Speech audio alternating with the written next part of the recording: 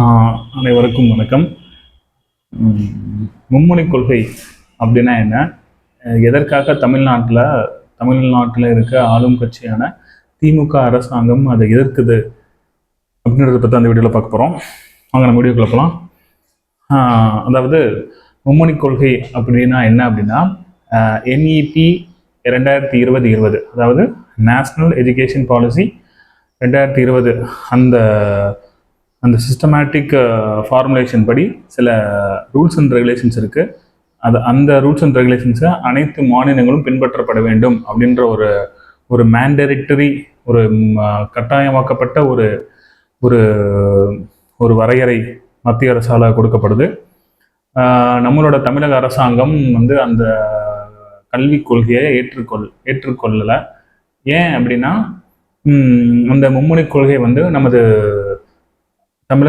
தமிழகம் அதை அங்கீகரிச்சிட்டு அப்படின்னா நம் தாய்மொழி புறந்தள்ளப்படும் அப்படின்ற ஒரு கருத்தை தற்போதுள்ள ஆளுங்கட்சியான திமுக அரசாங்கமும் அதனை சுற்றியுள்ள தோழமை கட்சிகளும் சொல்லி வர்றாங்க.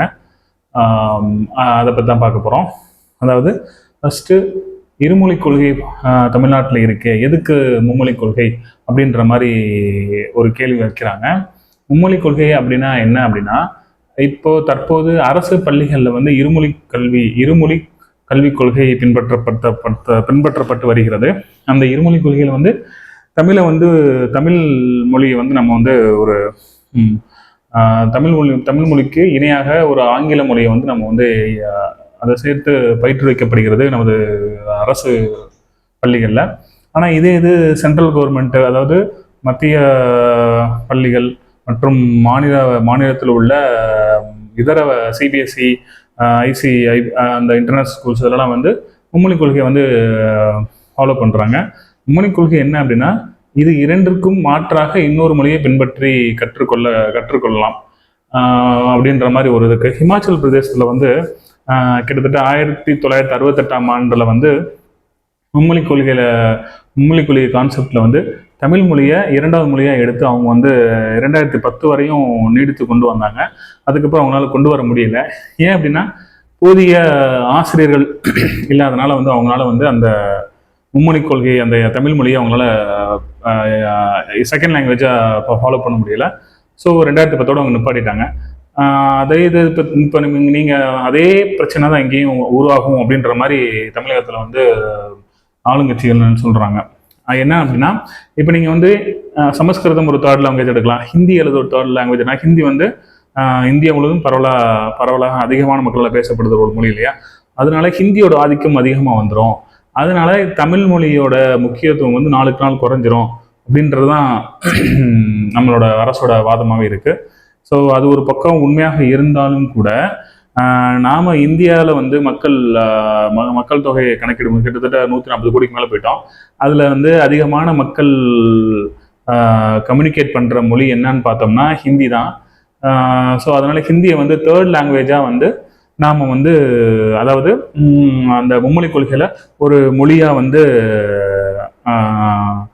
அரசு பள்ளிகளில் கற்றுக் கொடுக்கலாம். எது வேணால் எடுத்துக்கலாம் நீங்கள். மும்மொழி கொள்கையில் அந்த third language French, Hindi, Sanskrit, எந்த லாங்குவேஜ்னு எடுத்து நீங்கள் உங்களோட பள்ளி குழந்தைகளுக்கு நீங்கள் கற்றுக் கொடுக்கலாம். ஆனால் அவங்க பயம் என்னன்னா, ஹிந்தியை ஒரு மொழியாக உள்ளே கொண்டு தமிழை புறக்கணிச்சுவாங்க அப்படின்ற மாதிரி சொல்கிறாங்க. அப்படின்ற மாதிரி சில மொழி வல்லுநர்கள் இந்த பாயிண்ட்டை சொல்கிறாங்க. ஸோ எது எப்படியோங்க, மொழின்றது ஒரு கருவி. அதாவது இரண்டு மாறுபட்ட பகுதியை சேர்ந்தவர்கள் கம்யூனிகேட் பண்ணுறதுக்கு ஒரு மொழின்றது ஒரு தொடர்பு கருவி.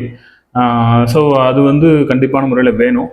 ஸோ ஆங்கிலேயர்கள் கிட்டத்தட்ட 100 வருடங்களுக்கு மேலாக இந்தியாவை காலனி ஆதிக்க நாடாக ஆக்கிரமிப்பு பண்ணனால ஆங்கில மொழி ஒரு ஒரு அசைக்க முடியாத ஒரு இணைப்பு மொழியாக இன்றளவும் இந்தியா முழுவதும் இருக்கு. வடக்கு புறம் போனீங்க அப்படின்னா ஆங்கில மொழி அவ்வளோவா யாரும் பேசப்படுறதில்ல. எல்லாமே அவங்க ஹிந்தி மொழியாக பேச ஆரம்பிச்சிருக்காங்க. ஸோ இன்னமும் நம்மளோட தெற்கு பகுதி உள்ள மாநிலங்கள் தான் அவங்களோட மாநில மொழிகளுக்கு முன்னுரிமை கொடுத்து சில பல கல்விக் கொள்கைகளை பின்பற்றி வர்றாங்கன்னு சொல்லலாம்.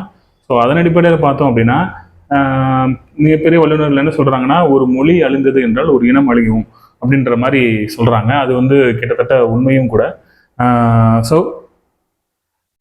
நம்ம தமிழக அரசு வந்து இந்த காரணங்களுக்காக அந்த மும்மொழி கொள்கை, அதாவது நேஷனல் எஜுகேஷன் பாலிசி